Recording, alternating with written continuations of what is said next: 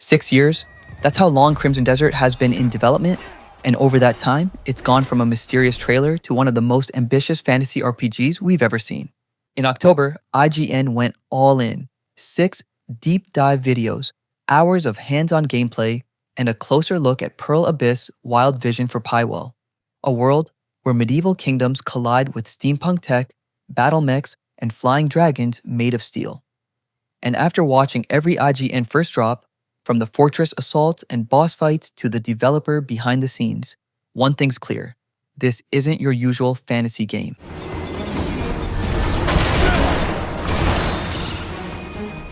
In today's video, we're breaking down everything IGN revealed about Crimson Desert, the world of Pywel, the main story threads, the crazy variety of gameplay and bosses, and what still needs to click before launch. I'm the Joystick Insider, and this is your complete Crimson Desert IGN First Breakdown. Now, before we get into combat, dragons, and boss fights, let's talk about the world itself, because IGN's preview finally gives us the clearest picture yet of what kind of place Crimson Desert actually is. Pywel isn't your typical high fantasy continent. Pearl Abyss built it to feel like a living contradiction. Part medieval kingdom, part industrial revolution, and part steampunk fever dream. It's a world where not every ruler agrees on progress.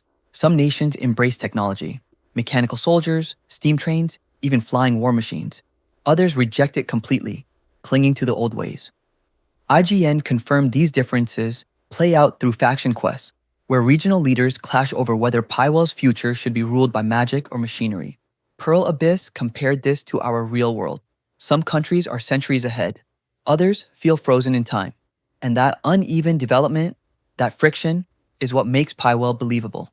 When you're exploring, the mix actually feels natural. You'll travel from quiet medieval towns and muddy farmlands to advanced cities guarded by mechanical sentries. It's less Lord of the Rings and more Dungeons and Dragons meets Mad Max, a fantasy setting that isn't afraid to toss battle robots and dragon mechs into the same world. IGN even described how the world's geography supports that contrast. Traditional regions filled with castles and outposts, and frontier zones where experiments and forbidden tech have taken hold. It all adds up to a world that feels unpredictable, yet somehow grounded. Nothing feels random for the sake of being weird. Instead, every clash between sword and steel has a reason behind it.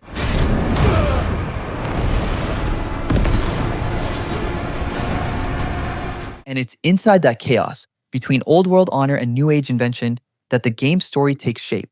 Because at the center of all this, you've got one scientist, one rogue AI, and a mechanical dragon that ties everything together. So let's talk about the story setup, because IGN's final hands-on preview finally connects the dots between all those wild gameplay clips we've seen over the years. One of the biggest surprises is how Crimson Desert's main storyline actually leans heavily into science, philosophy, and consequence. It's not just a medieval war story. It's about the dangers of invention and how far humanity can push the boundaries of its own world. The central figure here is Marnie, a brilliant inventor whose curiosity went a little too far. He's described as a genius scientist who somehow cloned his own consciousness, creating an artificial version of himself known as Hall. But as you'd expect, that experiment didn't exactly end well. IGN confirmed that Hall, this corrupted digital twin, has taken control of a flying fortress armed with mechanical soldiers and advanced weaponry. Imagine something straight out of Final Fantasy meets Skyrim. A full-scale fortress floating above Pywel's skies, terrorizing the world below. And the questline built around this is where the game's main campaign really flexes its variety. You'll work with Marnie to track down the power core needed to destroy Hall, which leads you straight into one of Crimson Desert's biggest boss encounters so far, the mechanical dragon known as Golden Star. The Golden Star isn't just another creature fight. It's literally a weapon, a fusion of fantasy and machine designed to be both believable and terrifying. IGN's footage showed its metal claws tearing through castle stone, while its internal gears churn like a living engine. What's cool is that Pearl Abyss didn't want this boss to feel random or out of place. The studio made sure you first explore Marnie's workshop, full of blueprints, machinery, and early prototypes. So by the time you face Golden Star, it actually feels like a man-made monster born from the game's world logic, not a fantasy cliche. After defeating Golden Star and claiming the core, you take the fight directly to Hall's fortress. And this is where Crimson Desert gets weird in the best possible way. IGN's writer described flying in on the back of a dragon, dodging fireballs, and breaking through shield barriers before infiltrating the fortress. Inside, the game transitions into a puzzle-heavy sequence that makes you think creatively, like using your sword's thrust attack to spin a wooden pillar and power up an inactive machine. Hall itself isn't a traditional boss fight. It's part logic puzzle, part endurance test, and part psychological moment where you're literally battling the consequences of Marnie's creation. This entire quest line shows how Pearl Abyss is trying to build narrative variety. It's not just fighting for the sake of spectacle. Every mission ties into the world's tech versus tradition theme.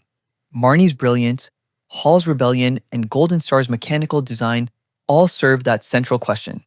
What happens when a world built on myth starts embracing science?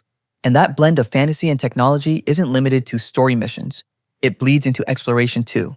From fortress sieges to sky islands and puzzles in the clouds, IGN's hands-on preview revealed how Crimson Desert turns its open world into a playground for experimentation.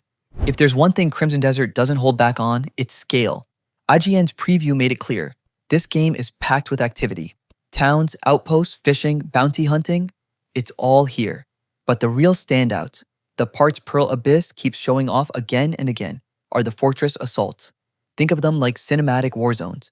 Dozens of soldiers clashing in real time, siege engines firing, explosions tearing through stone walls, and you right in the thick of it.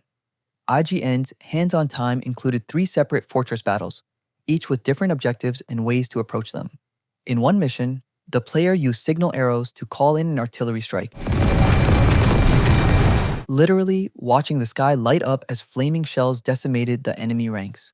In another, they completely skipped the chaos, sneaking in through a broken wall, slipping past guards, and cutting through the castle prison to reach the boss. Then, there's the robot fortress, filled with mechanical enemies that can be disabled using an EMP backpack. One blast, and you can fry every machine in range, from ground units to flying bug drones buzzing overhead. That kind of variety is what IGN praised the most. Every fortress feels different. Every battle has a new twist. But not everything is perfect. IGN also pointed out that big-scale combat can sometimes get messy. The lock-on system doesn't always cooperate, and when you're surrounded by mobs, the combat can feel imprecise, like swinging at air instead of enemies. It's one of the few areas where Pearl Abyss might still need fine-tuning before release. Outside the battlefields, Pywel opens up with puzzles, sky islands, and experimental challenges that feel surprisingly different from the rest of the game. Suspended high above the clouds are what IGN calls Abyss Islands, mysterious floating shrines accessible through portals using items known as Abyss artifacts. Each island acts like a self-contained puzzle dungeon. One of them featured a massive checkerboard floor, functioning like a circuit board puzzle. The goal? Rewire the energy path by rotating each tile until power flows correctly. It's the kind of logic puzzle you'd expect from a Zelda or BioShock game, but with a Crimson Desert twist. Your lantern lights the correct path and your grapple hook spins each tile into place. And when you finally solve it, you jump off the island and glide all the way back down to the surface. No loading screens, no cutscenes, just seamless traversal. Back on the ground, there's plenty of traditional open-world content too. Towns full of shopkeepers, bounty boards, resource gathering, and even wildlife taming. You can apparently tame bears and other beasts, which fits right in with the game's everything reputation. Then there are factions, and according to IGN, there are dozens of them, but only a few that truly matter. Some, like House Wells, have their own quest lines tied to main missions, while others exist just to make the world feel alive. Pearl Abyss clarified that faction choices won't change the story's ending. It's a fixed narrative, but they do influence side quests, allies, and regional politics. So while it's not a branching RPG like Mass Effect or Fallout, it still tries to create the illusion of a world in motion, one that keeps reacting to your presence. And of course, exploration only matters if the combat can back it up. Because for all the quests and puzzles, Crimson Desert's biggest appeal is still its fights, especially the boss battles that IGN says are some of the most creative in any upcoming RPG. So let's get into the heart of Crimson Desert, the combat. From the very beginning, Pearl Abyss made it clear, this isn't your average hack and slash action game. The developers actually described the combat system as being inspired by fighting games. And when you watch the gameplay closely, you can tell. Every swing, every parry, every aerial combo has that Street Fighter or Tekken-like rhythm to it. IGN's early hands-on impressions really highlight this. You're not just button mashing. You're chaining attacks, dodging at the last second, and timing power strikes to break an enemy's stance. And depending on the weapon, your playstyle completely changes.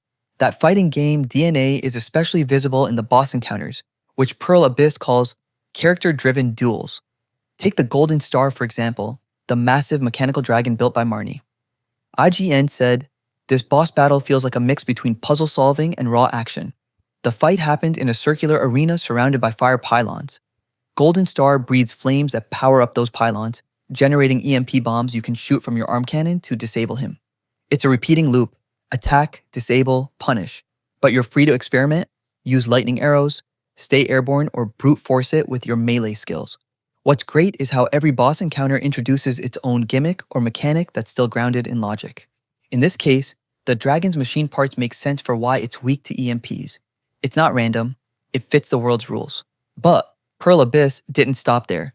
In one of IGN First episodes, they revealed 3 brand new bosses, each designed around a unique weight class and fighting style. Muskan is the powerhouse, an 8-foot-tall brawler who fights like a heavyweight MMA champ. He charges, slams, and pounds you into the ground with a fury meter that builds up the more you dodge him. Once it maxes out, he can chain punches that juggle you mid-air like a fighting game combo.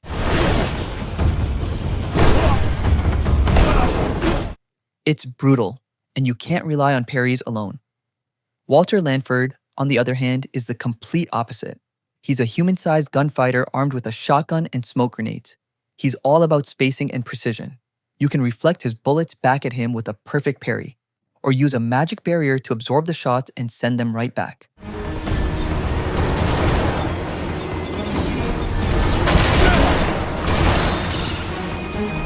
IGN also pointed out one clever detail. You can use the deflect light skill, which normally finds hidden items, to temporarily blind him. It's a creative twist that rewards experimentation. And then there's Kiarush the Slayer, a massive gorilla-like monster with 3 health bars. He can climb walls, leap across arenas, and crush you with body slams that shake the camera. But here's the best part. You can climb onto his back and stab his weak points like Dragon's Dogma or Shadow of the Colossus. IGN's writer said it's one of the most cinematic and chaotic fights they've seen so far. And it's that level of care that shows how far Pearl Abyss has come since the game's chaotic first reveal.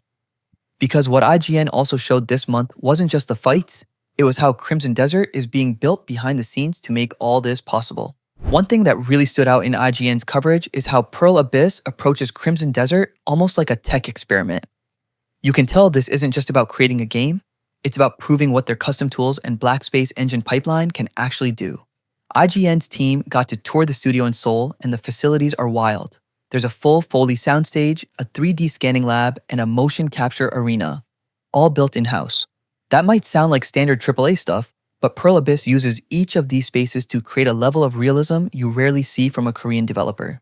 During the making of the Golden Star episode, IGN showed how the sound designers used ordinary, everyday items to craft the dragon's audio. Things like leather jackets for wing flaps, cabinet doors for metal clanks, vacuum hoses for mechanical hums, and metal chains for gear tension. Even the fingers of a steel gauntlet were recorded to give the wings that believable metallic edge. The result is that when you hear the Golden Star move, it doesn't just sound like a boss, it sounds like a machine that almost feels alive. And then there's the motion capture studio where IGN's reporter actually put on a mocap suit and swung a foam sword around. The cool part? His movements were mapped instantly onto a character model in BlackSpace Engine, right there in the room. Live feedback, no delay. That real-time system is how Pearl Abyss is blending cinematic storytelling with gameplay. Every punch, dodge, and cutscene transition is motion captured, giving the fights and animations a sense of weight that matches the visuals. It's the same system they use for facial animation and even smaller gestures, like character idle movements, all contributing to that sense of realism IGN kept emphasizing. What's clear is that Pearl Abyss isn't trying to make just a flashy action game. They're building a foundation for how they want their studio to operate for the next decade. Their technology feels like the secret weapon behind Crimson Desert's ambition, and it's what makes the mix of genres work.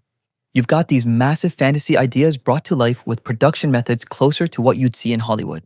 But even with all that cutting-edge tech and creative energy, IGN's final verdict wasn't just praise.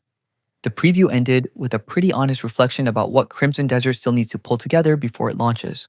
So after 6 videos, hours of gameplay, and a full tour of Pearl Abyss's studio, what's the verdict? IGN's overall impression of Crimson Desert is a mix of excitement and cautious optimism. They called it one of the most ambitious open world games in years, but also one that's still finding its identity. Let's start with the good. The boss battles are the showstoppers. Every single one looks unique, cinematic, and mechanically clever. Golden Star feels like a puzzle boss ripped from a mecha anime. Muskan fights like a pro wrestler on steroids, and Kearush gives full shadow of the Colossus energy. These encounters are where Pearl Abyss's creativity shines. They're intense, readable, and packed with personality. Combat against individual enemies also feels tight and rewarding. The parry timing, the stun effects, the flashy finishers, it all plays like a fighting game wearing RPG armor. But the moment things scale up, like in Fortress Assaults, that polish starts to crack. IGN said that large-scale battles with dozens of NPCs fighting at once can feel messy and repetitive. The lock-on system can glitch out, making you miss hits or lose track of targets, and the camera sometimes struggles to keep up when the action gets chaotic. IGN also criticized the object lifting mechanic for slowing down the pacing, especially during boss fights. But I actually see it differently.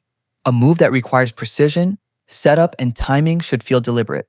If you're swinging a massive chunk of fallen masonry into a boss and taking a huge portion of their health, that shouldn't be a one-button shortcut. It should feel earned. The tension of lining it up under pressure is what makes the payoff satisfying, not frustrating. The way IGN described it, Crimson Desert already feels like a solid action adventure, but it's missing what they called the glue. That one defining system that ties everything together. Still, when you look at what Pearl Abyss has achieved so far, it's clear they're swinging for the fences. And IGN's final thoughts show that even with a few rough edges, Crimson Desert could be something truly special if it all comes together. After watching every IGN First video this month, one thing's obvious. Crimson Desert is not your usual fantasy RPG. It's weird, experimental, and unpredictable in all the best ways. But for all the impressive visuals, boss battles, and world-building tech, there are still some unanswered questions. Fans will definitely want to see how the loot system works. Does exploring actually feel rewarding? Will clearing dungeons or fortress battles drop meaningful gear, or will it lean more towards scripted quest rewards? The same goes for the open world itself. Are there random encounters? Rare events? Is there a reason to venture off the main path besides exploration? And maybe most importantly, how will questing work long term? We've seen cinematic main story moments and some side missions tied to factions like House Wells, but players are still curious whether those quests will feel handcrafted or repetitive after dozens of hours. It's clear Crimson Desert already nails its highlights, the boss fights, the animations, the atmosphere, but now the question is whether it can sustain that quality across the entire game. That's what will determine if it's just a collection of great moments or a truly next-generation RPG. IGN summed it up perfectly. Crimson Desert already feels like a world worth getting lost in. It just needs that final spark, that system or layer that connects everything together. And if Pearl Abyss can deliver that, then this could be one of the most defining RPGs of the decade. Either way, Crimson Desert has officially gone from mysterious to massive, and we'll be keeping an eye on every new update leading into 2026. If you enjoyed this full breakdown of IGN's coverage, drop a like and let me know in the comments what you're most curious about. The loot, the open world, or maybe those massive boss fights. I'm the Joystick Insider, and I'll see you in the next one.